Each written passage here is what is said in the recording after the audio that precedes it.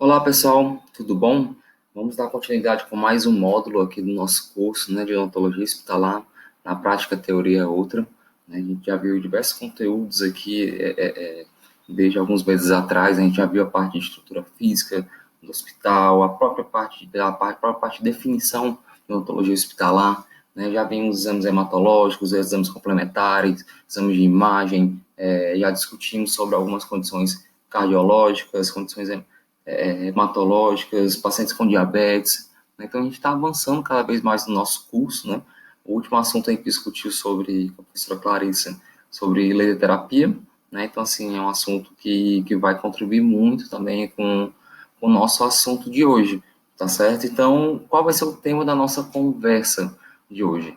Nessa nossa conversa, a gente vai falar sobre manifestações bucais de pacientes com doenças autoimunes, né? Então, são alguns tipos de doenças que a gente vai encontrar com uma certa frequência no nosso consultório odontológico, a gente vai encontrar com uma certa frequência nos pacientes admitidos em hospitais, e que a gente tem que conhecer, a gente tem que identificar as principais alterações que eles vão apresentar, e temos que saber como conduzir, né? Temos que saber como tratar e como encaminhar, enfim, a gente tem que dar um norte para que esse paciente ele tenha uma resolutividade, né? Esse paciente tenha o problema dele resolvido. E as manifestações orais, normalmente, elas podem vir acompanhadas de muito desconforto, muita dor, né? Essas manifestações orais de doenças autoimunes podem se manifestar como úlceras, né? Então, imagine, né? Às vezes a gente tem uma afta na boca que incomoda a beça, né? Imagina como uma pessoa dessa com uma condição ulcerada em diversas áreas da boca e da pele, o quanto que não deve incomodar, né? E a gente tem que conhecer, e a partir daí, conhecendo, a gente tem que saber como tratar, tá bom? Então, vamos dar continuidade. Então, para começar a nossa conversa, eu queria agradecer ao convite, né, da Educam, em nome do professor Arthur. Então, a Educam que nos convidou para a gente estar conversando com vocês nesse momento, né, sobre essas condições imunologicamente mediadas, né, que as condições orais que elas podem apresentar, tá certo? Mas também a gente não gosta de esquecer, né, de sempre citar, no caso, a instituição na qual a gente leciona, né? Eu sou professor do curso de odontologia, né? Desculpa, nem me apresentei, né, ainda. Meu nome é sou o professor Diego Pérez, né? Sou cirurgião dentista, me formei em 2005 pela Universidade Federal do Ceará, e desde então eu venho atuando, né, na área de pacientes especiais, né? Participei da primeira turma de especialização em odontologia para pacientes especiais, que se iniciou em 2005 mesmo aqui em Fortaleza, né, com o professor Fabrício Bittu, né? E desde então eu venho atuando na área, né? Já trabalhei em centros de especialidades odontológicas, né, no consultório particular, trabalhei com pacientes especiais nas Forças Armadas, né? Fui primeiro tenente dentista da aeronáutica, né? Então fazia também a parte de pacientes especiais e pacientes internados no hospital, né, da base aérea de Fortaleza, né? E a gente sempre atua ainda, citando agora a nossa equipe, a odontologia especial, a ODE, né? Nós somos uma equipe de cirurgiões dentistas, 4 dentistas, que a gente atua no tratamento de pacientes especiais, seja ele em ambulatório, né? Então a gente recebe muito paciente especial no consultório. A gente também faz a área de odontologia domiciliar, né? Então, um desses pacientes especiais que a gente está conversando aqui sobre durante o curso, né? Que a gente pode conversar hoje, né? Ele pode ter alguma condição autoimune, às vezes ele não tem condição de seguir ao consultório, então a gente deve ir à residência dele, fazer esse atendimento home care, ele merece esse atendimento, e a gente pode, sim, com segurança, com atingindo todas as normas de biossegurança, também a gente pode fazer um tratamento adequado para esse paciente.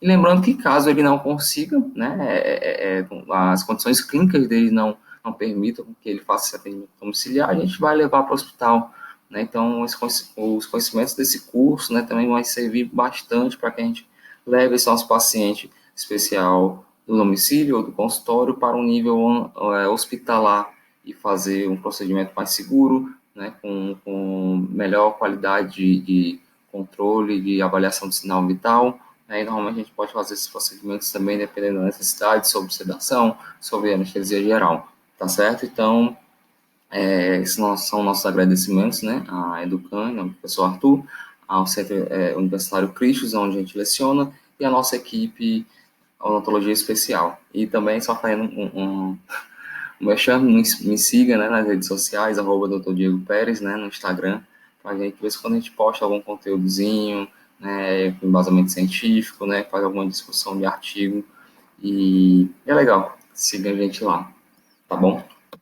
Continuando, lembrar que esse assunto, essa conversa de hoje, né, a questão de direitos autorais, né, então, assim, o conteúdo das informações desta aula, né, é fornecido somente para fins educativos aqui do curso, né, a gente não deve reproduzir, pegar os casos, né, distribuir, copiar, de uma forma com qual a gente não seja notificado, com que o curso não seja avisado, né, que o professor Arthur não esteja sabendo.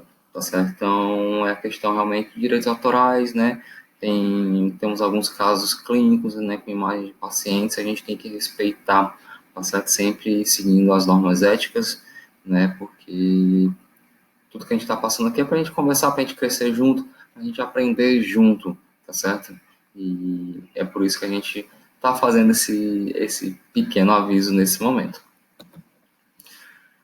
Antes de começar, propriamente dita, a nossa aula, né? Então, aqui a gente colocou para vocês um QR Code, né?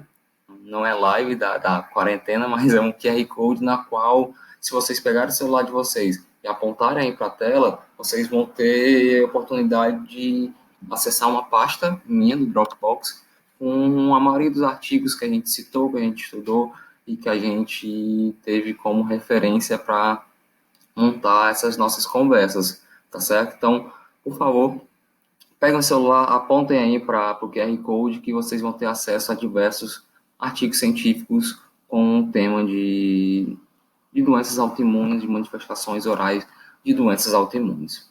Tá joia? Então vamos lá, pessoal. Agora a gente vai começar conversando, né, falando sobre o nosso plano de aula, né, o que a gente vai falar hoje.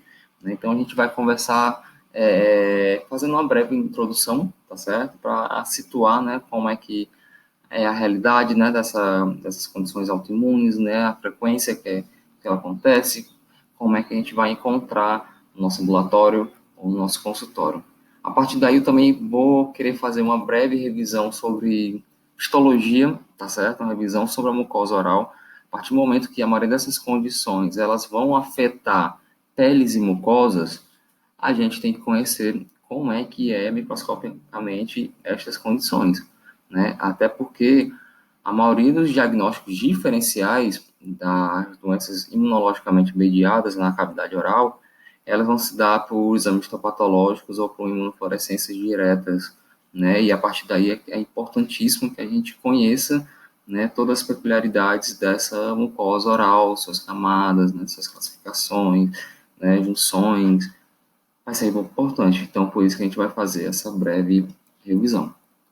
E por fim, a gente vai falar especificamente, né, das condições autoimunes, né, uma por uma, e falando quais são as suas principais características clínicas, né, com mostrar imagens, né, citar alguns artigos e propor tratamentos, né, baseado em toda a literatura, o que a gente pode fazer para minimizar o desconforto desses pacientes, né, porque são condições que normalmente trazem bastante desconforto para eles, né? Então a gente vai comentar sobre o pênfigo vulgar, vamos conversar sobre o pemphigoide, líquen plano, epidermólise bolhosa adquirida, né? Então, adquirida que normalmente ela vai estar influenciada pelo sistema imune. Vamos conversar um pouquinho também sobre doença no enxerto versus hospedeiro, lúpus eritematoso, né, principalmente o sistêmico, nós vamos conversar porque eles podem sim apresentar, além de apresentar todas as complicações de diversos órgãos, né, rim, coração, também pode afetar, mostrar alterações orais, a gente tem que conhecer.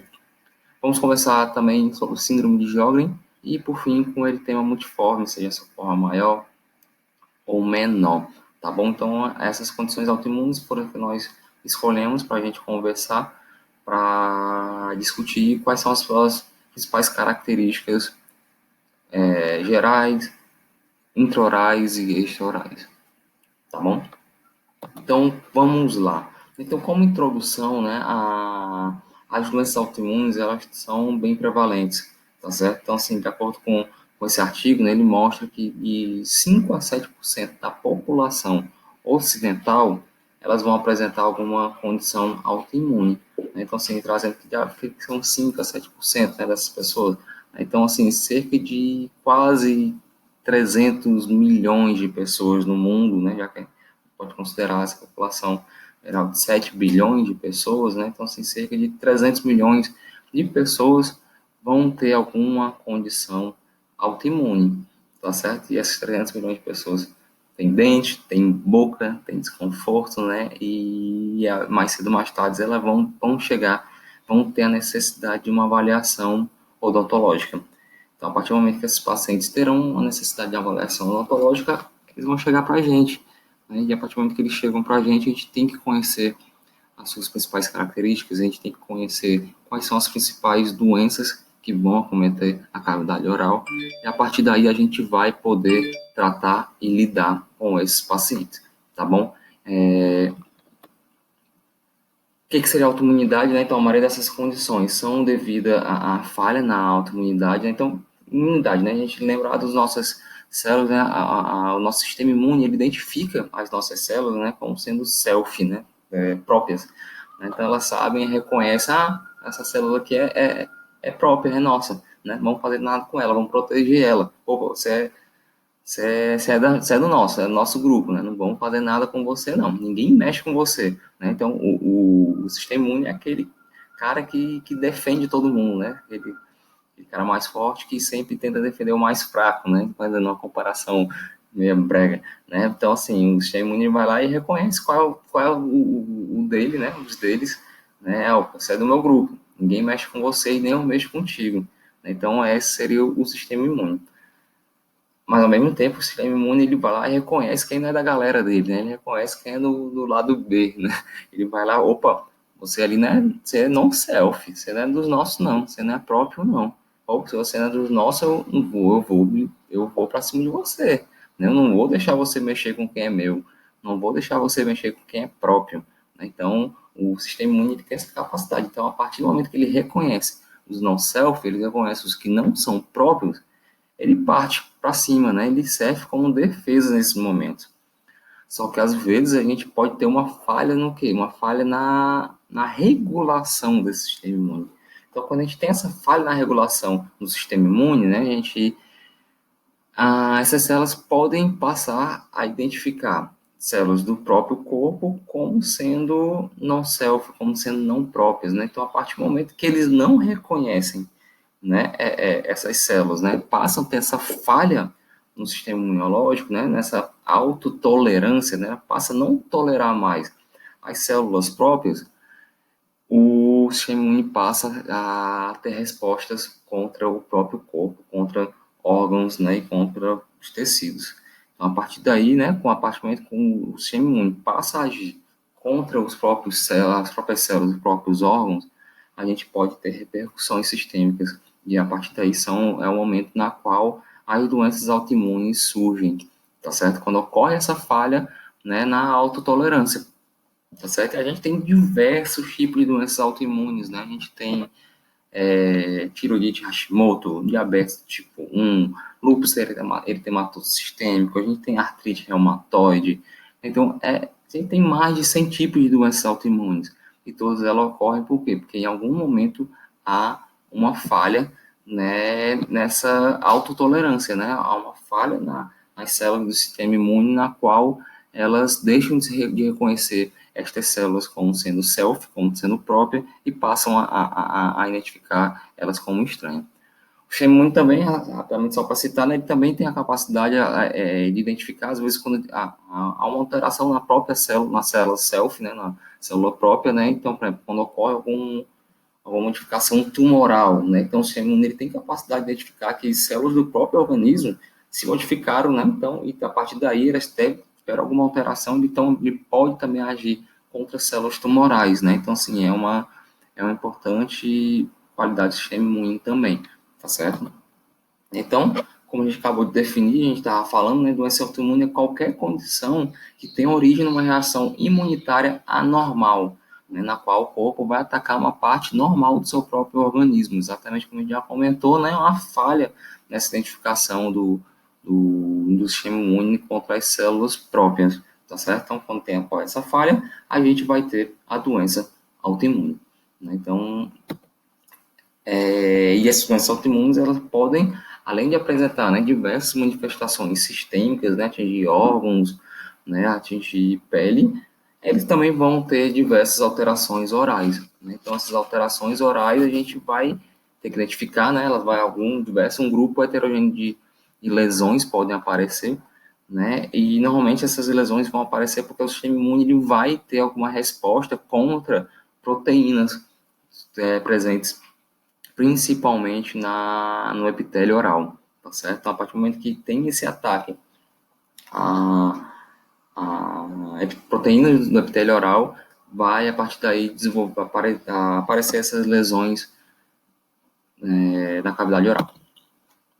Então, como eu comentei, a gente terminou agora a nossa introdução, eu falei que a gente ia querer falar sobre a mucosa oral, né? Então, a maioria dessas condições autoimunes, né, na cavidade oral, eles vão atingir principalmente o epitélio, né? Então, para a gente poder fazer um diagnóstico diferencial, normalmente a gente vai ter que interpretar um laudo histopatológico.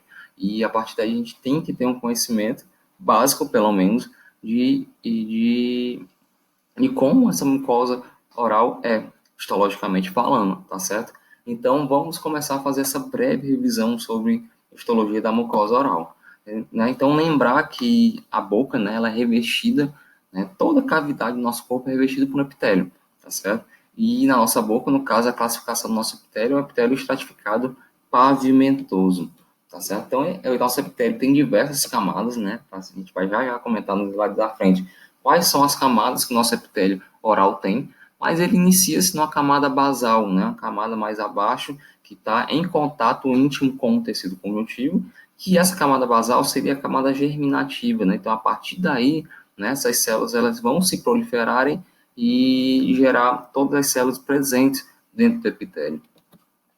Então, a partir do momento que as células dessa camada basal eles vão se maturando, né, vão ficando se especializando, né, ou então vão aumentando de volume, vão crescendo, então a partir daí eles vai crescendo e partindo para cima para as camadas superiores, né, camada espinhosa, camada granulosa e até a camada córnea, né, a gente já vai, como comentei, a gente já vai falar sobre as camadas da mucosa oral. Né, então aí a gente tem uma imagem histológica, né, na mucosa oral, né, então a gente tem aqui na 1,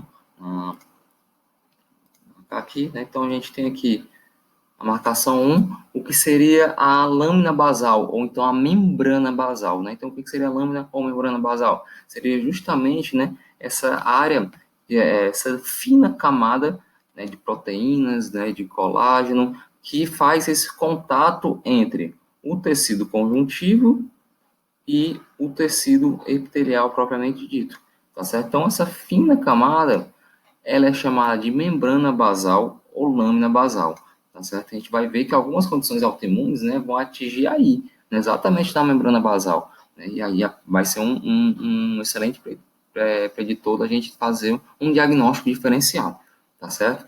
Continuando na identificação dessa lâmina, tá certo? A gente tem o quê? A camada basal propriamente dita, essa camada germinativa que a gente comentou no slide passado, né? Então é a camada mais inferior do nosso epitélio, tá bom? Então a gente tem aqui a camada basal que está, né, identificada aqui no item 2, né? Normalmente é uma camada de 1 a 3 células, e a partir daí as células vão se maturar, e a partir do momento que a célula vai ficando maturada, ela vai subindo essas camadas do epitélio, né? Então, já que ela vai subindo as camadas do epitélio, vamos passar para a próxima camada, que seria a camada espinhosa. Então, a camada espinhosa é exatamente mais ou menos essa região aqui. Vou delimitar somente uma parte da camada espinhosa, mas que a gente vê diversas células, né? E a gente vê o que? Consegue perceber, né? Essas áreas mais esbranquiçadas entre uma célula e outra. Né? Então, o que acontece? Essas células elas estão ligadas entre si por algumas junções intercelulares, né? A gente já vai comentar no slide à frente. Né? Então, a principal junção que ela é ligada aqui nesta área são através dos desmossomos. Né? Então, os desmossomos, né, são junções intercelulares que tem diversas proteínas, né, como a desmoglobina 3, e elas vão fazer com que essas células fiquem unidas. Imagine assim, as células estão de bracinho de dados, né? Eu sempre gosto de fazer esses exemplos para minhas turmas de histologia bucal, né? Então, imagine várias células de braços dados, de mãos dadas. Então, a partir do momento que essas células vão se afastando, essa mão vai esticando e vai ficando o braço aberto, né? Então, a camada espinhosa era como se fosse exatamente isso. São várias células de mão dadas, né, e afastadas entre si. Então, a partir do momento que tem esse afastamento, cria esse espaço entre uma célula e outra. Então, esse espaço que a gente vê entre uma célula e outra, porque essas células estão um pouco mais afastadas, mas estão ligadas por desmossomos, né, é esse espaço mais esbranquiçado. Então, essa área, né, as primeiras pessoas que identificaram ela, né, quando viram no microscópio, falaram que parecia com o quê? Com espinhos, tá certo? Então, por isso que o nome dessa área é a camada espinhosa, tá certo? Mas essa característica de espinho se dá principalmente pela união por desmossomos entre as células. Passando para a próxima camada, nós temos a camada granulosa, tá certo? Então, a camada granulosa está aqui identificada pelo item 4, né? Então, é uma área mais superficial ainda, na qual a gente começa a ter a liberação de diversos grânulos, né? A gente pode ver aqui esses grânulos na região que a gente não identificava tanto nas camadas mais inferiores, né? Então, esses queratinócitos, né, começam a lançar esses grânulos nessa região. E, por fim, a gente tem a camada córnea, né? Então, a camada córnea, né, que a gente vai ter a área ceratinizada, né? Então, na mucosa de mastigação, por exemplo, tem área de ceratinização, né? Ela pode ser orto ou paraceratinizada, né? Então, essa é a camada mais superficial da nossa mucosa oral, né? E lembrando que a gente tem o epitélio queratinizado e não queratinizado, né? Então, a gente vai identificar essa presença ou não de queratina na camada mais superficial da nossa mucosa oral, tá certo? Então, dependendo do tipo de epitélio, o nome dessas camadas vão ser diferentes, tá certo? Então, vamos começar aqui nessa tabela de baixo para cima, né? Então, tanto no epitélio queratinizado como no não queratinizado, a camada mais inferior, né, aquela camada germinativa, ela vai ter o nome basal, tá certo? Então, a gente vai classificar a camada germinativa dos dois epitélios, seja queratinizado ou não queratinizado, como camada basal. A segunda camada também tem o mesmo nome, né? As duas são são as camadas espinhosas, né? Naquela a gente identifica bem os desmossomos. Na terceira, também, vai ser granulosa, nas duas, e a gente passa a ter a diferença aqui, né? A camada córnea, no tecido na epitélio não queratinizado, a gente vai chamar ela de camada superficial, tá ok? Falando agora das junções intercelulares, né? A gente comentou que nós teríamos essas junções intercelulares, que vai ligar as células entre si, ou então ligar a célula entre a membrana basal, tá certo? Então, a gente tem aqui uma imagem histológica, né, que a gente tem o epitélio, propriamente dito aqui, estou delimitando, né, e embaixo do epitélio a gente tem aqui o tecido conjuntivo, tá certo? Então, se a gente ampliasse essa imagem, o que a gente veria, né? Então, o que a gente tem aqui nesse desenho? Então, aqui embaixo, né, nesse parte mais lilás, roxo, né, a gente teria o que seria a membrana basal. Né? Lembrar que a membrana basal é exatamente aquela parte do contato mais íntimo entre o epitélio e o tecido conjuntivo. Tá certo? Então, a gente tem a membrana basal, e essa membrana basal, sim, ela está unida, né, com uma junção, através de uma junção intercelular, às células da membrana, da camada basal do epitélio. Né? Então, assim, essa célula da camada basal do epitélio, então, a gente está aqui, essa primeira camada inferior, aqui, ela está ligada à membrana basal através de junções intercelulares chamadas de hemidesmossomos, tá certo? Então, os hemidesmossomos são esse tipo de junção que liga o quê? Liga a célula da camada basal à membrana basal, tá certo? A lâmina basal, que você quiser chamar dessa forma, né? Então, esse é o tipo de junção intercelular que existe entre a célula da camada basal e a lâmina basal. Só que, quando a gente conversa sobre união entre células, né, não quanto à membrana basal, nós teremos aqui outro tipo de junção intercelular. Então, aqui nós temos os desmossomos.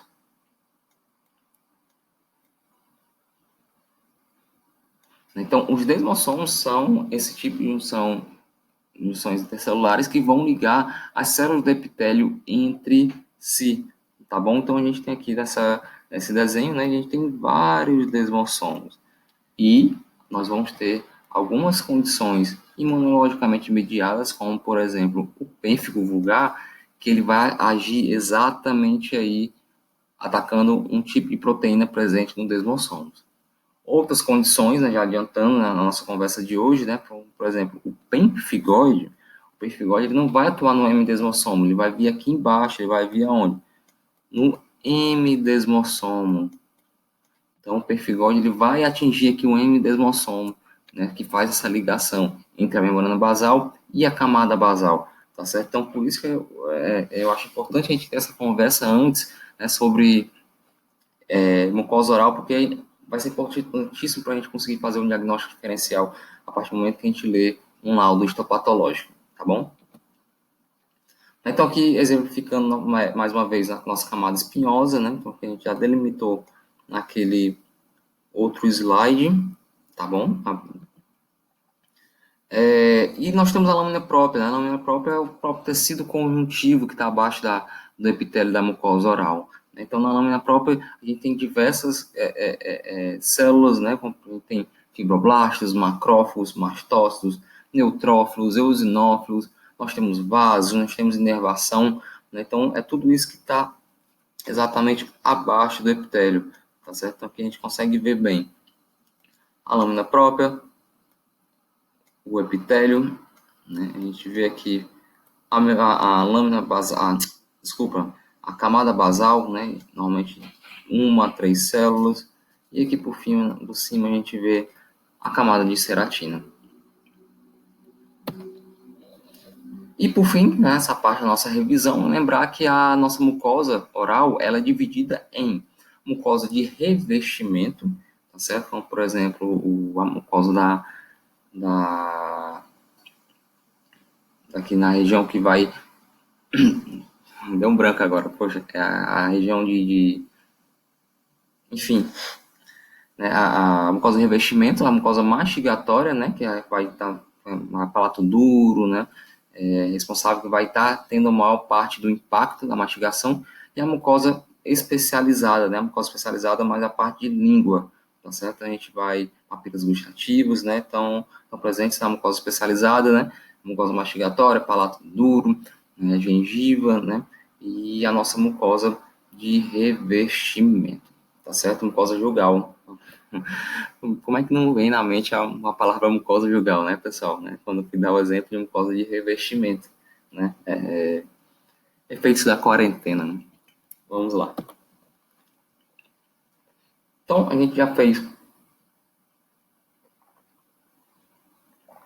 uma breve introdução, falamos sobre as condições, a mucosa oral propriamente dita, e agora a gente vai falar especificamente de algumas condições orais imunologicamente mediadas, tá certo, pessoal? Então, a partir daí, agora a gente vai falar alguns exemplos de doenças que vão ter alterações na mucosa oral, tá certo? Então, vai ser quando o anticorpo, né, que a gente colocou aqui como íconezinho, ele vai atingir alguma proteína-alvo, né, alguma célula-alvo dentro da nossa mucosa oral. Né? Então, assim, lembrar que essas condições orais imunologicamente mediadas, elas têm características clínicas muito semelhantes. Né? Então, as principais características clínicas dessas condições quais serão descamação do epitélio, tá certo? Então, a partir do momento que a gente tem uma descamação do epitélio, o paciente normalmente ele vai ter um leve desconforto, né? Ele vai começar a ter a sensação de queimação, de ardência, né? Então, a partir daí também pode apresentar áreas avermelhadas, né? Área de eritema, e por fim, essa descamação epitelial pode trazer a ulceração. Esse paciente apresentar diversas úlceras e ficar com o tecido conjuntivo totalmente exposto, e a partir daí ter muita dor, muito desconforto. Então, é aquele exemplo que eu sempre falo, né? Poxa, às vezes a gente tem uma afta na boca, incomoda a beça, a gente não aguenta, a gente fica doido quando toma um suco de laranja, né? Incomoda pra caramba. Então, imagine você com alguma condição autoimune, com diversas úlceras na boca. Você não gostaria que fosse de ser avaliado por um dentista? Você não gostaria de ter a sua condição resolvida, né? Ter uma resolutividade quando esse dentista lhe avaliasse, que ele conseguisse ter um diagnóstico? Com certeza você gostaria, né? Então, a gente tem que ter empatia quando, ao lidar com pacientes, a gente tem que sempre se colocar no lugar do outro, né? Então, vamos nos colocar no lugar de uma pessoa com uma condição autoimune, com uma úlcera na boca, com esse desconforto, a gente tem que resolver. A gente gostaria de ter o nosso problema resolvido. Então, por isso que a gente tem que conhecer, tá bom? Então, como essas características são bem semelhantes, né, é muito difícil a gente ter um diagnóstico clínico. A gente bater o olho e falar, isso é pênfigo. Poxa, não pode não ser pênfigo. Tem tanta coisa, tanta condição autoimune que aparenta clinicamente parecido com um pênfigo. Eu não vou poder falar diretamente que o diagnóstico clínico é da doença X ou Y. A gente vai ter que fazer algumas outras coisas para dar o diagnóstico mais correto, né? Então, a gente vai ter que estabelecer um diagnóstico diferencial nessas condições autoimunes, né? E, normalmente, o diagnóstico diferencial ele vai vir através de quê? Um exame histopatológico, né? Então, normalmente, a partir do exame histopatológico, a gente vai ter diversas considerações vindo do laudo do patologista que a gente vai dar um norte e fechar o nosso diagnóstico. A gente também pode pedir alguns exames hematológicos, a partir dos exames hematológicos, pedir alguns tipos de sorologia, né, ver se esse paciente tem algum anticorpo específico, né, presente na doença que a gente esteja com nossa suspeita diagnóstica, tá certo? E a gente pode também solicitar alguns exames de imunofluorescências específicas, né? Então, a partir do momento que a gente faz a solicitação de imunofluorescência, dependendo do nosso diagnóstico clínico, né, a gente vai dar um norte para ter o laudo fechado, o diagnóstico fechado da condição desse nosso paciente, né? Então, o nosso diagnóstico diferencial vai ser baseado sempre dessa forma. A gente vai ter a condição clínica, que vai dar um norte, né? A partir daí, a gente vai suspeitar de algumas condições, e a partir daí, no momento, a gente faz uma biópsia, né? Normalmente biópsia incisional, solicita alguns exames hematológicos para ver algum tipo de sorologia, e dependendo, a gente pode solicitar a imunofluorescência. Para condições autoimunes, condições orais autoimunes, a gente pode lançar a mão de uma manobra, né, chamada sinal de Nikolsky, né? Nikolsky está aqui, esse senhor estiloso, né, de barra, bigodinho, barbinha de bode, né? Nikolsky é um cidadão russo, né, do Império Russo, nasceu lá em 1858 e veio falecer em 1940, né? Então viveu bem, né, para século XIX, século XX. Nikolsky viveu muito bem, né, muito tempo, né? E ele, né, estabeleceu esse critério, né, de fazer um exame, né, da gente poder avaliar algumas condições de pele e mucosa, né? Então ele fez essa manobra na qual surge bolha após a gente empregar uma pressão horizontal e perpendicular à pele ou mucosa, né? Então a gente vai uma pressão e traz, né, perpendicular à pele e horizontal. Então a partir do momento que ele faz essa pressão, pode surgir algum tipo de bolha, né? Então, a partir do momento que surge essa bolha, a gente vai falar que esse paciente, um sinal Nikolsky, deu resultado positivo, tá certo? Então, aqui a gente tem algum exemplo, né? Um vídeo removido da internet. Então, aqui a gente está vendo um cirurgião dentista com cotonete está fazendo essa pressão horizontal e perpendicular, no caso, a mucosa. Então, observem que, a partir do momento que ele faz a pressão com o cotonete na mucosa, a parte superficial da mucosa ela desgarra totalmente da outra, né? Então a gente vê o quanto tem esse descolamento, no caso não forma uma bolha propriamente dita aqui nessa imagem, né? Mas você vê que há uma separação, né, de uma parte do epitélio da parte do resto da parte da mucosa oral, né? Então aí no caso seria um resultado positivo ao sinal de Nikolsky. Tem mais um vídeo de exemplo, que no caso não usando um cotonete, mas usando uma seringa tríplice, usando o ar, né? Então vejam aqui, ó, que aqui é como se fosse a ponta da seringa tríplice, aqui, ele está colocando o ar na mucosa. Então aqui com o ar a gente vê muito claramente a formação da bolha, né? A formação da bolha que é característica de algumas condições imunologicamente mediadas, como, por exemplo, o pênfigo, né? Então, a gente vê bem claro o surgimento dessa bolha a partir do momento que a gente coloca uma pressão. Aqui no caso desse vídeo, a pressão foi realizada com ar de alta pressão da seringa tríplice.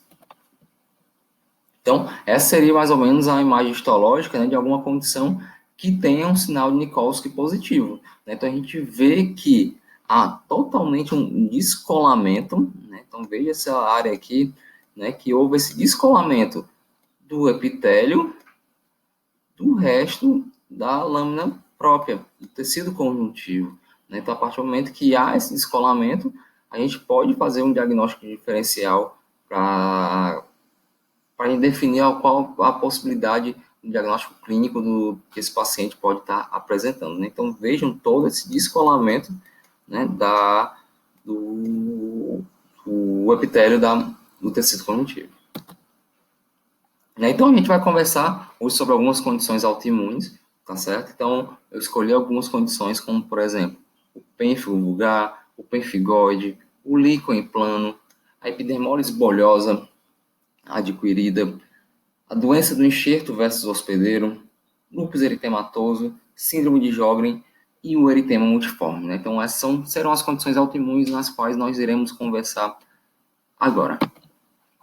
Então, vamos começar falando sobre o pênfigo vulgar, tá certo? Então, o pênfigo vulgar é uma condição que ela não é tão comum, não, tá certo? A gente não vê tanto assim na clínica, tá certo? Mas é uma condição que vai apresentar alterações orais e apresentar alterações de pele, né? Normalmente, o pênfigo vulgar é aquela condição que o paciente normalmente identifica inicialmente as lesões na boca, né? Mas as lesões na boca normalmente são as mais difíceis de serem tratadas, né? Então, os livros falam que o paciente ele apresenta o pênfigo, né? Vai ser a primeira lesão a aparecer e a última a assumir, tá certo, pessoal? Então, vamos conversar sobre o pênfigo, né? Então, o pênfigo ele vai ser uma condição autoimune na qual autoanticorpos vão atingir as proteínas desmogleínas 1 e 3, né? E onde diabos essas proteínas estão, pessoal? Então, lembre-se da nossa revisãozinha que a gente fez há algum tempo atrás agora sobre mucosa oral, né? Então, a desmogleína 1 e 3, ela vai estar lá no epitélio, vai estar lá nos desmossomos, tá certo? Nos desmossomos da cavidade oral ou de mucosas, normalmente nós temos a desmogleína 3, tá certo? Enquanto a desmogleína 1, nós encontramos mais na pele, tá certo? Então, quando a gente tem um pênfigo vulgar, né, que tem mais um autoanticorpo mais com maior predileção, a desmogleína 3, é sinal com que esse paciente ele vai ter muito mais alterações orais do que alterações de pele. Então, a partir do momento que os desmossomos são atacados, a gente veria histologicamente bolhas intraepiteliais, tá certo? Então, o que vai acontecer?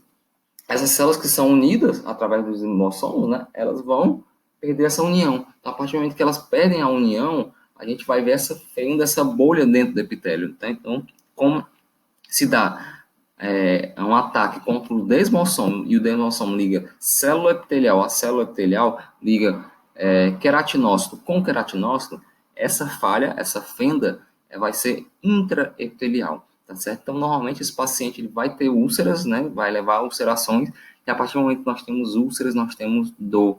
É sempre lembrar que úlcera, o que é úlcera? Tecido conjuntivo exposto. Tecido conjuntivo vai ter o quê? Vai ter terminação nervosa, e a partir do momento que tem terminação nervosa, o paciente vai ter dor, tá certo? Então, e o pênfigo vulgar vai ser uma das condições que a gente vai ter ao fazer a manobra de Nikolsky, né? A gente vai ter um sinal de Nikolsky positivo, tá certo, pessoal? Então, se a gente fizer uma pressão perpendicular horizontal, seja na pele ou seja na mucosa oral, nesse paciente a gente vai ter um sinal positivo, um resultado positivo de Nikolsky.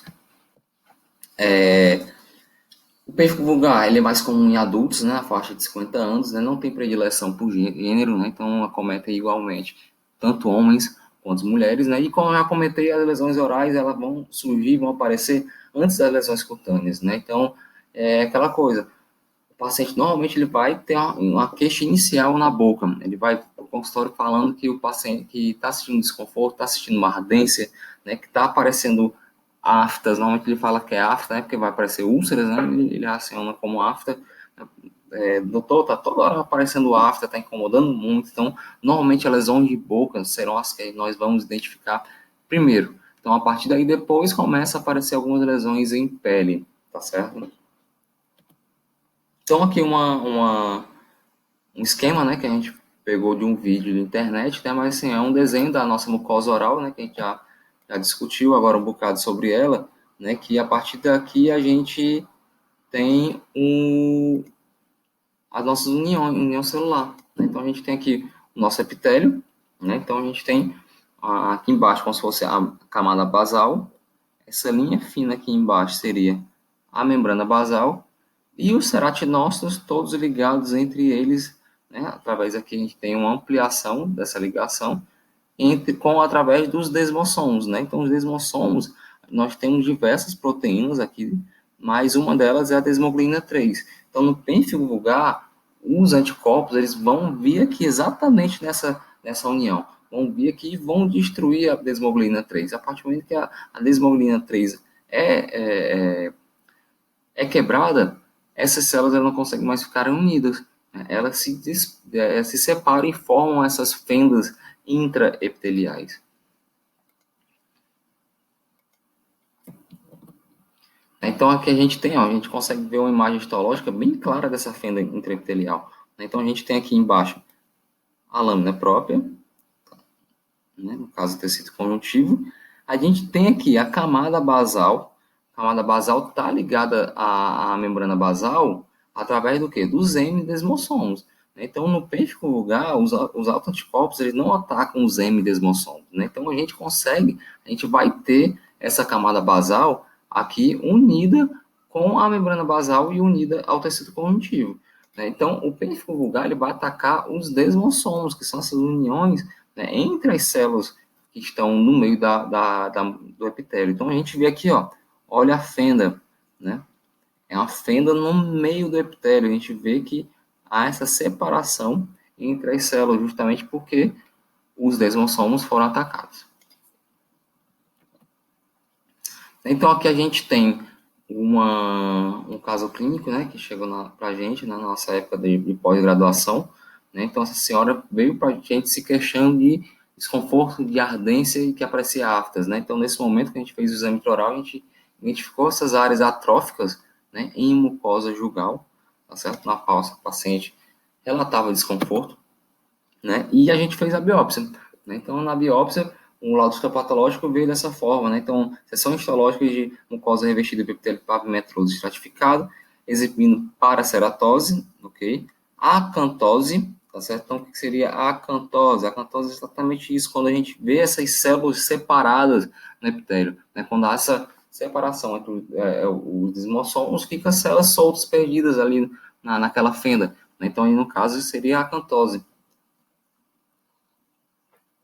Papilomatose, degeneração hidrópica, né, um acúmulo de água nessas células, e exocitose, na qual o tecido conjuntivo fibroso, né, perda do epitélio, preservação da camada basalta, que é importantíssima, né, para a gente identificar um laudo histológico, né. Então a gente tem aqui, preservação da camada basal. Então, se a camada basal foi preservada, significa o quê? Que não houve um ataque desses autoanticorpos aos M-desmossomos. Né? Então, preservação da camada basal associada ao infiltrado inflamatório mononuclear e vasos sanguíneos de calibre variável. Então, quando a gente lê um laudo desse, né, o que a gente identificou? Né? A gente viu que teve essa separação, né, dentro do epitélio, a gente viu que tem células, ceratócitos soltos, né, ali devido a essa falha nos desmossomos, né, que é a acantose, e a gente viu que a membrana basal ficou preservada, né, não teve essa separação que houve no meio do epitélio, não houve na membrana basal. Então, a partir desse momento, a partir do momento que a gente lembra da histologia, a gente consegue chegar ao diagnóstico, né, que é a característica do pênfico vulgar é essa. Outra paciente, né, paciente mulher, meia-idade, a gente vê aqui essa úlcera em língua, né, em mucosa especializada. Então, essa paciente aqui vê já bastante desconforto nessa região, né? Então, assim, uma úlcera dessa, específica, em língua, pode ser muita coisa, tá certo? Então, só com essa característica clínica, a gente não consegue fechar um diagnóstico. A gente tem sim que fazer uma biópsia incisional aqui para definir. E lembrar que, ao a gente para a gente fazer essa biópsia incisional, nós temos que fazer o quê? A gente tem que vir nessa região, pegando, se possível, né, parte de epitélio são e a parte do epitélio ulcerado. A gente não pode fazer essa biópsia incisional aqui no meio da lesão, nessa área pura de úlcera, de necrose. Porque se a gente fizer aqui nessa região, o laudo vai vir totalmente inespecífico, né? Então, o ideal é que a gente tenha essa área de epitélio, né, para a gente poder realmente fazer um diagnóstico ideal num exame histológico e não ter necessidade de a gente repetir esse procedimento de biópsia incisional. Então, essa mesma paciente, além da lesão em língua, ela tinha essa área, né, de eritema em palato, tá certo?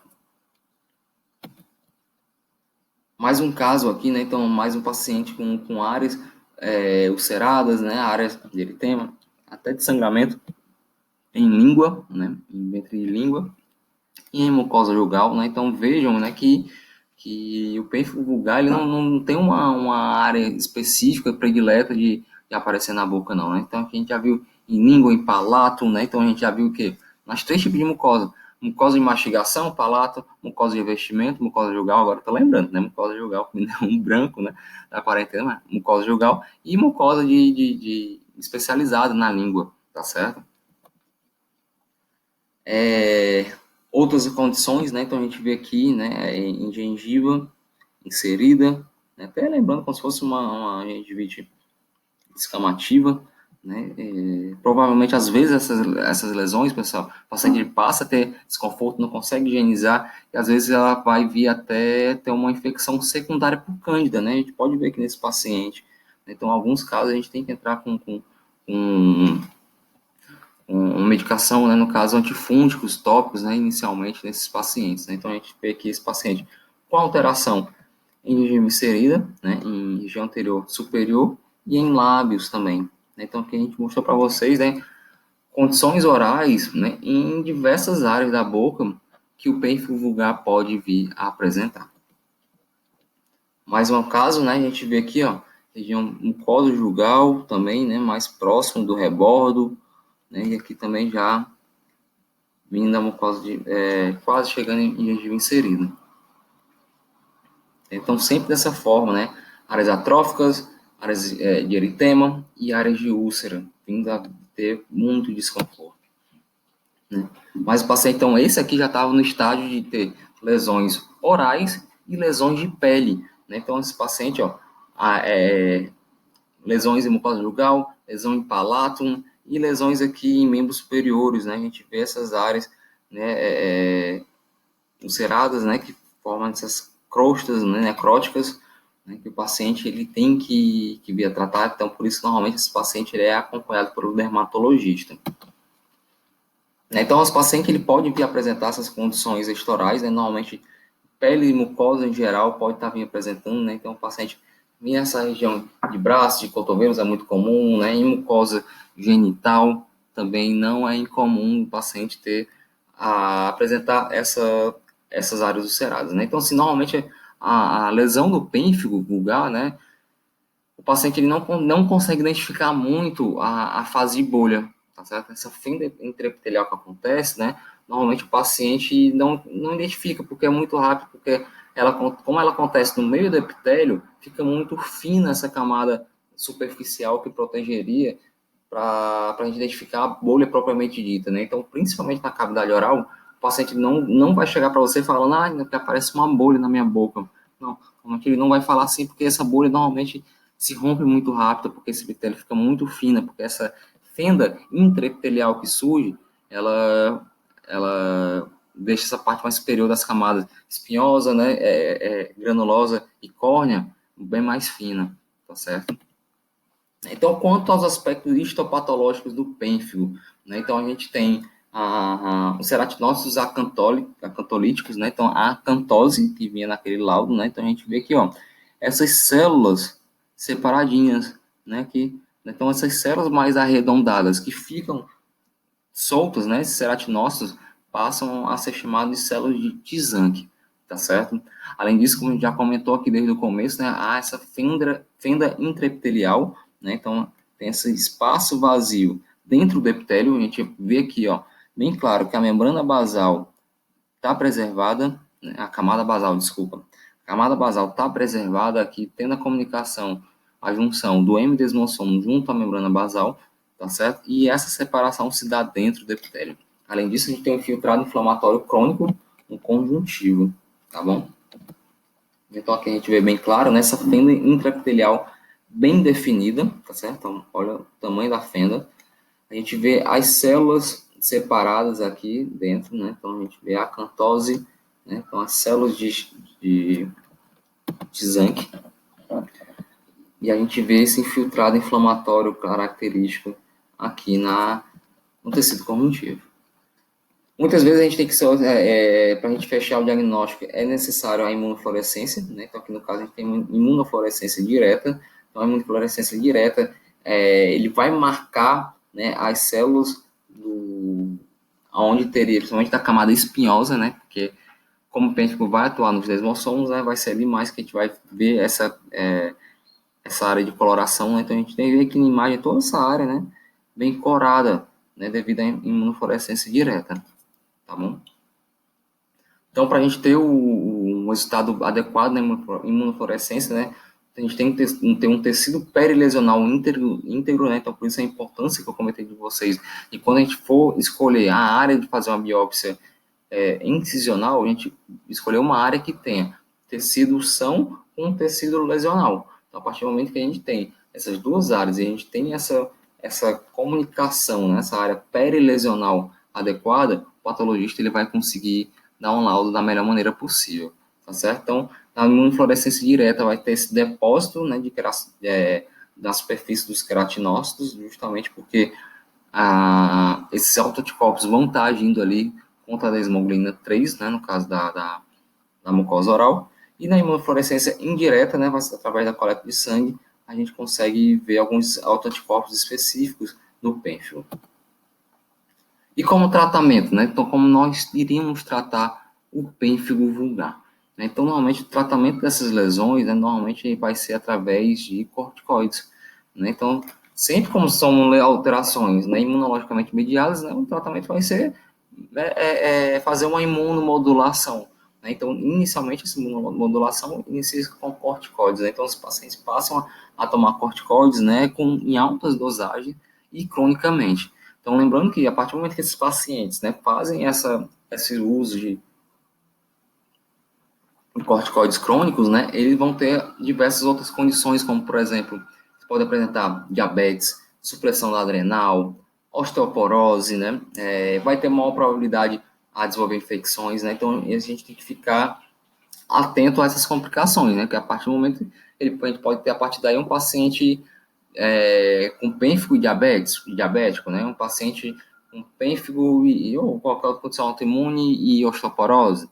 Né? E a partir daí a gente vai levando para muitas coisas. O paciente fez tratamento para paz, tratamento para pênfigo, desenvolveu osteoporose, o médico receitou alendronato. Né? Então a gente já vai ter um paciente, né? Mas o nosso quebra-cabeça dos nossos pacientes especiais, né? Que ele vai ter diversas comorbidades, né? Então sempre que a gente está falando desse paciente, a gente tem que avaliar ele como um todo, né? Lembrar que ele não vai ter só o pênfigo, né? Ele vai ter diversas outras comorbidades que a gente tem que conhecer, né? Que a partir do momento que a gente conhece elas, a gente vai conseguir fazer o nosso tratamento da maneira mais adequada, correndo menos risco possível, um tratamento mais seguro para o nosso paciente. Tá? Então, além dos corticoides, esse paciente ele pode vir a tomar azatioprina, né? Azatioprina é um imunossupressor, né? Que em casos de lesões de pele e de mucosas, a gente passa já mais para a prescrição da azatioprina, tá certo? E a gente também vai poder tratar, né, com a maioria dessas condições autoimune com a fotobiomodulação, né? Então, através do uso, né, da laser-terapia de baixa potência. Então, a gente tem diversos trabalhos que mostram, sim, já a efetividade da laser-terapia de baixa potência no tratamento do pênfigo, tá certo? Então, a gente tem aqui, no caso, um artigo clínico, né, que vai estar lá, quem quiser ler esse artigo, vai estar lá no QR Code, que a gente colocou no começo da nossa apresentação, né, que ele fez essa fotobiomodulação, né, com a luz no comprimento de onda 660 nanômetros, né, no caso, um comprimento de onda vermelho, né, com 2 joules de potência, né, então que teve um sucesso nesse caso, né? Então, aqui um caso também aqui brasileiro, né, da equipe da professora Juliana Franco, né, lá de São Paulo, no Hospital das Clínicas, né, num caso de pênfigo vulgar, um paciente internado em UTI, né? Então, assim, trazendo para o nosso caso, né, mostrando que sim, esse paciente ele pode vir a desenvolver essas alterações, principalmente agudas, né, quando ele vai estar internado no hospital. A gente pode ser chamado para dar um parecer, né, num paciente desse que esteja no leito, esse paciente que esteja na UTI, e ele está com a condição autoimune dessa, uma condição como um pênfigo, né? Então a gente vê aqui na imagem, né, que esse paciente estava com diversas alterações em palato, né, em língua, né, essas crostas necróticas em lábio, né, até que lembra um pouco a do eritema multiforme, né, mas aqui no caso, né, a paciente já tinha um diagnóstico de pênfigo vulgar. Então, foi prescrito a metilprednisolona endovenosa, 100 mg ao dia, né, então essa paciente entrou com terapia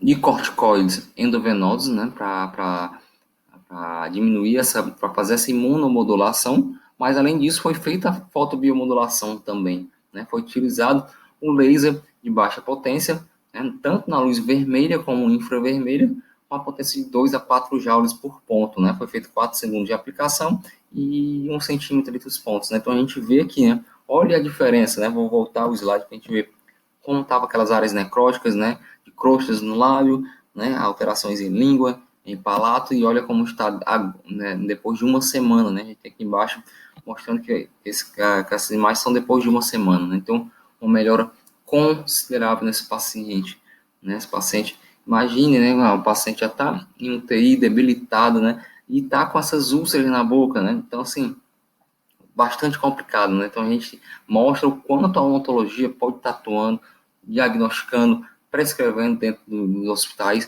e trazendo melhoria de vida e qualidade de vida para os nossos pacientes. Além disso, né, com mais um caso, né, desse mesmo artigo, né, então, nesse caso, foi prescrita, no caso, a prednisolona, 120 mg ao dia, e nistatina, né, lembra que eu comentei alguns slides passados que a gente pode ter uma infecção secundária por cândida, né, nesses casos, né, então aqui ou havia nesse paciente, né, então, e além disso também foi feita a fotobiomodulação com luz vermelha e infravermelha, de 2 a 4 joules por ponto, no mesmo protocolo de 4 segundos de aplicação e 1 centímetro entre os pontos. Então a gente olha a diferença, né, mais uma vez, depois de uma semana, diferença gritante, né, nesse paciente. Né? O paciente está com essa condição de úlceras, né, de atrofias, né, de desconforto, de dor, de ardência, para depois de uma semana estar dessa forma. Né? Então, mostrando a efetividade do laser, né, o quanto o laser pode estar nos ajudando e sendo com a terapia coadjuvante, né, da terapia imunossupressora por corticoides e imunossupressores no tratamento do pênfigo vulgar. Né? Então, a parte de laser terapia, a gente teve um módulo, já aqui no curso, com a professora Clarissa Fernandes, né, um módulo muito bom, com 3 aulas, né, e a gente, vejam lá para a gente especificar, aprofundar mais um pouco o nosso conhecimento no laser.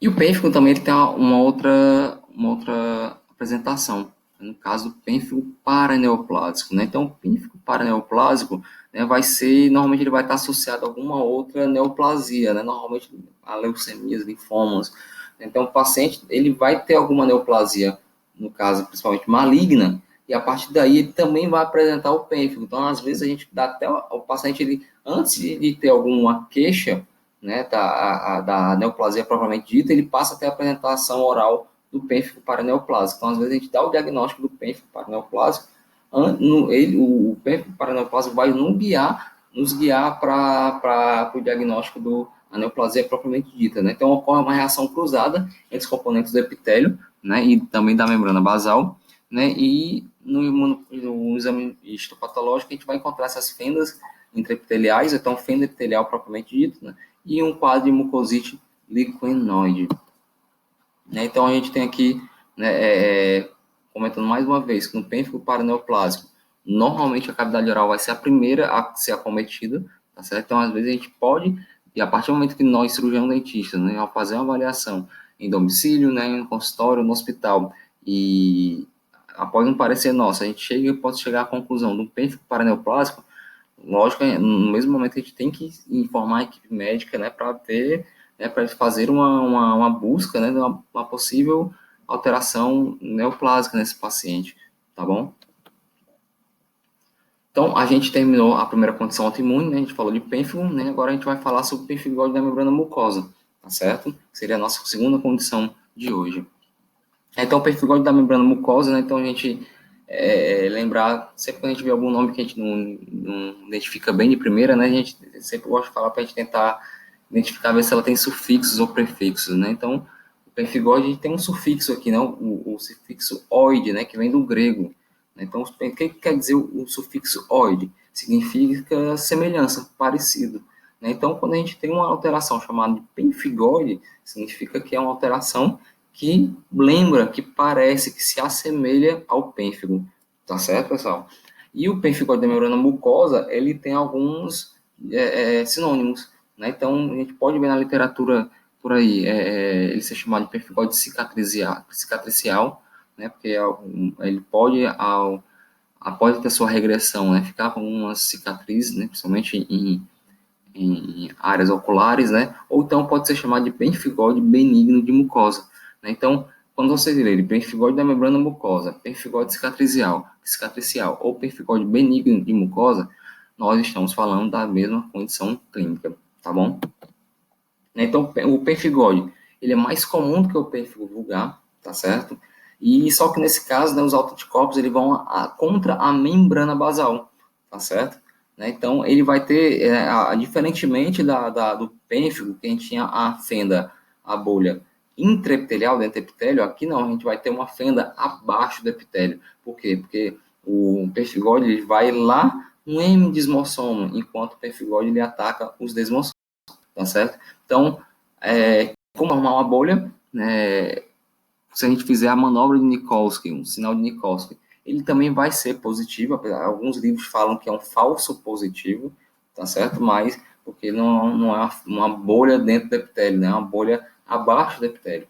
Então, por isso que alguns livros falam que é um falso positivo do Nikolsky, tá certo? Então, como essa fenda ela é subepitelial, o que acontece? Às vezes o paciente, a gente vai conseguir identificar a fase de bolha, tá certo? Seja na pele ou seja na mucosa oral, tá certo? Por quê? Porque essa camada superficial de epitélio, ela é mais espessa, ela é mais grossa. A partir do momento que ela é mais espessa, ela aguenta mais um trauma, por exemplo. Então a gente consegue ver a fase de bolha no pemphigoide, diferentemente do pênfigo, que era muito difícil a gente ver, porque essa fenda era dentro do epitélio. Então, o pênfigo atinge mais mulheres, né? O pemphigoide, desculpa, né? O pênfigo ele não tem predileção por sexo, mas o pemphigoide sim, mais mulheres entre 50 e 60 anos, com localização diversa, né? Na boca, olhos, nariz, esôfago, laringe, mucosa vaginal e na pele, né? Então fica uma imagem, né? Em pele a gente consegue ver às vezes a fase de bolha no pemphigoide. Então esse é o aspecto clínico, né? Então mais uma vez, reforçando a questão do aspecto da bolha, mas o pemphigoide tem uma característica muito grave, né, que é a qual é de atingir a mucosa ocular. A partir do momento que atinge essa mucosa ocular, forma essa cicatriz, né, chamada de symblepharon. Então, ocorre essa cicatriz que pode ocorrer um entrópio, né, então, que é a eversão, os cílios ficam para a parte do contato com o globo ocular, né, então fica esse paciente ele pode vir até a perder a visão, tá certo? Devido a essa cicatriz que forma nessa região e devido a essa união cicatricial, né, da membrana com o olho. Quanto ao aspecto clínico intraoral, tá certo? Então, no aspecto clínico intraoral, o pemphigoide, ele se apresenta muitas vezes com um quadro de gengivite descamativa, tá certo? Então, assim, aquele paciente vai se queixar de ter uma ardência na gengiva, né? Vai se queixar de sangramento quando ele escova, né? Quando a gente vai fazer o nosso exame clínico, a gente vê aquela área avermelhada circundando a área atrófica, toda circundando a área de gengiva inserida. Tá certo? Então, esse é um dos principais aspectos clínicos do pemphigoide na cavidade oral.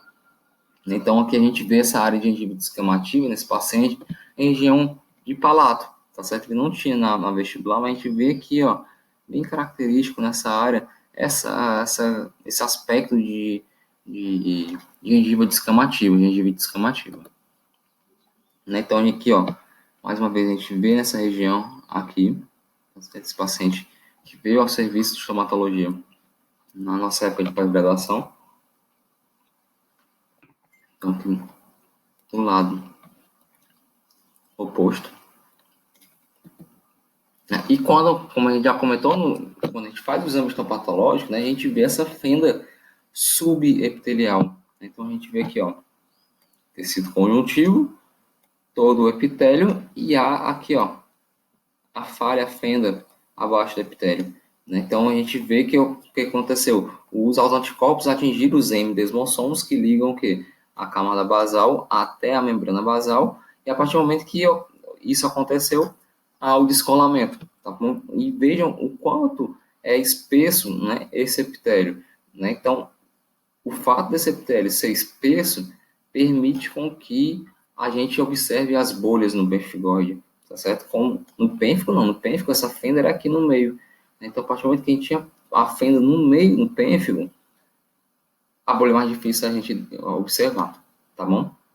Além disso, né, no tecido conjuntivo, a gente vai ver esse infiltrado inflamatório crônico, tá certo? De toda essa área e tecido conjuntivo.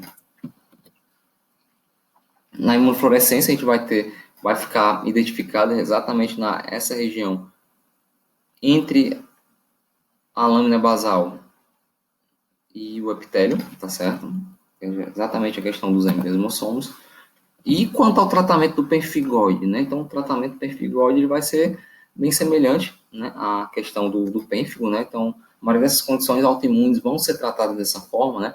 Corticoides sistêmicos, corticoides tópicos e imunossupressores. Só que no caso a gente comentou que o pênfigo ele atinge o olho, né? Então, quando a gente tem um diagnóstico oral de pemphigoide, a gente tem que mandar o mais rápido possível para uma avaliação oftalmológica, para não ocorrer a complicação oftalmológica, né, do singléfero, né, para não ter um entrópio e esse paciente não ter risco de ter a sua visão comprometida.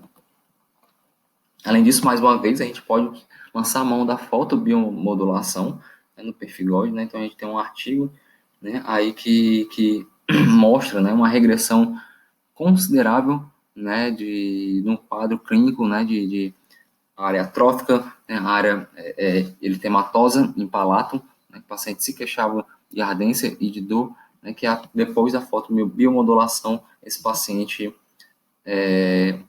teve uma melhora, né? Então, aqui no caso foi utilizado luz vermelha, também luz vermelha na 2 joules por ponto. E eu trabalho aqui, brasileiro inclusive, né, que fez o tratamento do pemphigoide, né, com anticorpo monoclonal. Né? Então, no caso que foi usado o pembrolizumab, né, que é um anticorpo monoclonal normalmente utilizado para a terapia para câncer, né, às vezes, por exemplo, câncer de pulmão é muito utilizado esse anticorpo monoclonal. Né? Então, nesse paciente que tinha um caso de pemphigoide, né, que era refratário, um caso severo que não respondia, né, nem ao tratamento com imunossupressor, corticoide, né, e nem com mesoterapia de baixa potência, foi lançado mão do anticorpo monoclonal, né, do pembrolizumab e obteve sucesso. Então, nós terminamos agora de conversar sobre o pemphigoide, e agora a gente vai para a epidermólise bolhosa adquirida, né? Lembrando que a epidermólise bolhosa, né, se a gente estudar ela como um todo, né, a gente vai ver que é uma condição hereditária, né? Então, não seria uma condição autoimune. Mas alguns pacientes, sim, podem ter essa epidermólise bolhosa adquirida. A partir do momento que ela é adquirida, tem um componente... Nós temos um componente imune aí, né? Então, por isso que a gente resolveu conversar aqui. Então, a epidermólise bolhosa adquirida é uma alteração genética rara, né, que vai formar bolhas exatamente após o contato, né, do tecido com alguma coisa. Né? Então, assim, para a gente fazer o nosso atendimento odontológico, o paciente com epidermólise bolhosa é muito difícil, né? Tudo que a gente encosta na mucosa desse paciente vai formar uma bolha e depois vai ulcerar. Então, o paciente normalmente ele não consegue fazer a higienização direita, ele não consegue ir para o dentista, né? Porque toda vez que há uma manipulação da boca dele, vai formar as bolhas que incomodam bastante. Então, a partir daí, o paciente se incomoda e passa a procurar o dentista.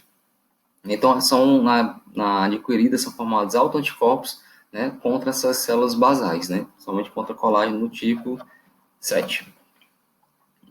Pacientes com epidermólise bolhosa, né, tem algumas alterações, né, propriamente ditas, né, então eles podem apresentar hipoplasia ou hipomineralização de esmalte dentário, né, a parte como ele tem sempre forma essas bolhas, né, e a partir do momento, né, fica sempre tendo esse processo crônico lá, né, então normalmente tem um reparo por fibrose, né, então a partir do momento que esse paciente tem esse reparo por fibrose dessas bolhas na boca, ele passa a ter o quê? Uma limitação na abertura bucal. Ele não consegue mais abrir, por quê? Porque tem essas áreas de fibrose, a partir do momento que está fibrosada a região, tem esse comprometimento de abertura, né? Então, como já comentei no slide passado, esse paciente ele vai ter muita dificuldade de higienizar a boca, né? Porque ele vai ter muita dor, né? Porque ele sempre está com essas áreas ulceradas, né? E sempre quando ele vai escovar, ele vai formar a bolha, né? Então, é muito difícil a gente fazer o atendimento desses pacientes. Normalmente, a gente tem que normalmente eu lanço mão de lubrificantes, né? Eu lanço mão de, por exemplo, vaselina, os nossos instrumentais, vaselina na boca do paciente, para quê? Para diminuir o atrito, né, entre os nossos instrumentais com a mucosa oral e a partir daí a gente tem uma diminuição da possibilidade da formação dessas bolhas. Né? Então, a epidemiólise bolhosa, né, a gente vai utilizar essas escovas, né, mais macias, né, para facilitar a higienização, enxaguatórios, né, como cometer o uso da vaselina, né, é importante, né, para a gente, tanto no instrumental, no rolinho de algodão, nas luvas, né, para diminuir esse desconforto. Evitar tracionar tecidos, puxar os tecidos, que esse tracionamento também forma bolha. E a gente pode fazer a laser terapia, né, normalmente quando a gente faz nós temos um paciente com epidemiólise bolhosa adquirida na nossa clínica de pacientes especiais, no Centro Universitário Cristo, né? Então a gente faz uma laser terapia preventiva, né? Então antes de fazer o tratamento propriamente dito, a gente faz a aplicação de laser por varredura, laser vermelho, 2 joules, 1 joule, desculpe, né? Para a gente tentar prevenir a formação dessas bolhas. Então aqui um caso, né, de tratamento de uma criança, tá certo? Foi necessário o atendimento sob anestesia geral, né? Então, assim, até a própria anestesia geral é complicadíssima, né, de fazer, né? A intubação desse paciente pode formar bolhas, né, nas vias aéreas superiores desse paciente. Então, aqui a gente vê, ó, olha a condição clínica dessa criança, né? Olha a quantidade de cáries, né, em superfícies lisas, né? Então, a mãe se relatava que não conseguia fazer a higiene desse paciente. Então foi levado para o centro cirúrgico, né? E aqui em cima a gente tem uma foto imediata, né? Então foi feita a exodontia de todos esses dentes superiores, né? E aqui embaixo, após um acompanhamento de 2 anos, né? Então depois de 2 anos a gente vê que teve a erupção, né, dos anteriores superiores, né? Que foram extraídos os tecidos, né? No procedimento, né? Quando ele tinha 5 anos, né? Aqui ele tem 7 anos, né? A gente vê que houve uma melhora, né, na higiene desse paciente, né, dentes permanentes não tão cariados, né, e está com um quadro satisfatório. Mas um caso mais grave, né, de epidemiólise bolhosa, né, então olhem a condição oral, né, desse paciente, né, então a gente vê que não conseguia fazer de forma nenhuma essa higiene, né, lembrando que essas áreas de fibrose, né, então olha os membros superiores da paciente, né? Então, assim, comprometeu até a parte de falanges, né? Parte de dedos. Então, bem comprometido que nesse caso foi feita uma reabilitação, né? Nesse paciente, né? Então, foi levado para o centro cirúrgico, foi feita as zoonoses dos restos radiculares e foi colocado 4 implantes na arcada superiores e 4 implantes na arcada inferior. Né? Então, foi feita prótese implanta suportada nesse paciente, daí foi conseguido realizar a reabilitação desse paciente com epidermólise bolhosa. Síndrome de Sjögren, né? Vamos continuar algumas das nossas condições. Né? Então, a síndrome de Sjögren, né, é uma doença imunologicamente mediada de tecido glandular. Né? Então, normalmente, esse paciente ele vai ter algumas principais complicações vão ser quais? O paciente não vai produzir saliva e nem lágrimas, né? Por quê? Porque esses autoanticorpos vão atingir o quê? Vão atingir as glândulas, né? Glândulas realmente salivares maiores, né? E as glândulas lacrimais.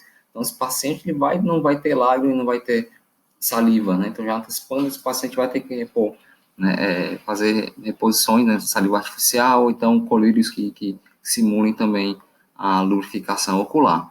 Esse paciente ele também pode ter complicações e desconfortos em outras articulações, né? Então, dores em articulações, seria artralgia, né? E também securas de outras mucosas. A síndrome de Sjögren pode ser classificada como primária, né, quando esse paciente somente tem a síndrome de Sjögren, né, ou então secundária, né, secundária que a síndrome de Sjögren também é muito comum de ser acompanhada após o diagnóstico de alguma outra condição autoimune, como, por exemplo, o lúpus eritematoso sistêmico. Então, como diagnóstico, né, o paciente, a gente identifica, né, os sinais e sintomas do paciente, né, o paciente normalmente vai relatar, né, a questão da boca seca, né, e os olhos, né, também, dificuldade de lubrificação dos olhos.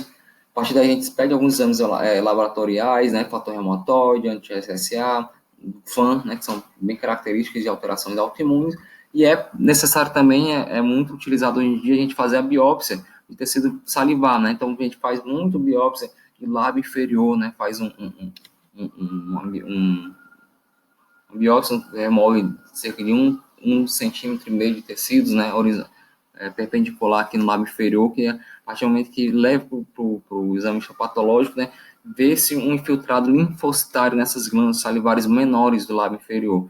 Então, a partir do momento que o paciente se queixa da xerostomia, se queixa da falta de lubrificação ocular, a gente solicita os exames hematológicos, né, para ver autoanticorpos, e faz a biópsia, principalmente de lábio inferior, a gente consegue fechar o diagnóstico de síndrome de Sjögren. Como tratamento, né, a gente vai lançar a mão de saliva artificial e lágrima artificial. Como é uma condição autoimune, né, a gente pode vir a prescrever corticoides sistêmicos, e imunossupressores também podem ser prescritos em casos mais graves da síndrome, e pacientes com xerostomia a gente pode prescrever também com a pilocarpina, né, cialogogos, que são fármacos que vão tentar estimular essa maior produção de saliva, né? Então, a gente pode lançar a mão da pilocarpina, por exemplo. Né? E aqui a gente tem um artigo, né, que utilizou a toxina botulínica, né, em um caso de parotite recorrente. Então, assim, nesse caso de parotite recorrente, normalmente na síndrome de Sjögren, esse paciente pode apresentar um aumento de volume, normalmente bilateral das glândulas salivares maiores, né? Então, nesse caso, né, que tinha essa parotite recorrente, foi aplicada 50 unidades de toxina botulínica em cada glândula, né? Foi utilizado um ultrassom para guiar, né, onde seria aplicada a toxina, né, e fez essa aplicação entre 3 e 4 meses para fazer com que não essa recorrência da parotidite não acontecesse mais. Tá certo, pessoal? Então, a gente vai continuar nossa aula ainda, tá certo? A gente terminou a primeira parte dela, tá certo? Aqui nesse QR Code vocês têm meus contatos pessoais, né? Consultório, redes sociais, por favor, fiquem à vontade, e-mail também tá tudo aí para tirar alguma dúvida. Tá certo, pessoal? Então, a gente já vai continuar na segunda parte nas nossas doenças autoimunes que podem ter repercussões orais. Tá certo? Então, eu vou ficando por aqui. Muito obrigado por essa nossa conversa e a gente volta já já.